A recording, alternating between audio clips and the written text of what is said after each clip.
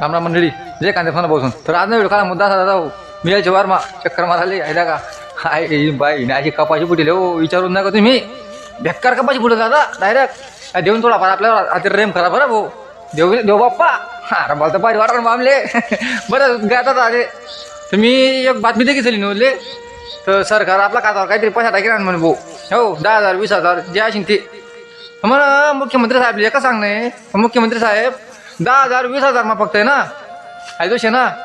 बी आणून ना पैसा त्या फक्त हो आम नाही ना यंदा फक्त आहे ना त्या मालवाला गिरायक आहेत ना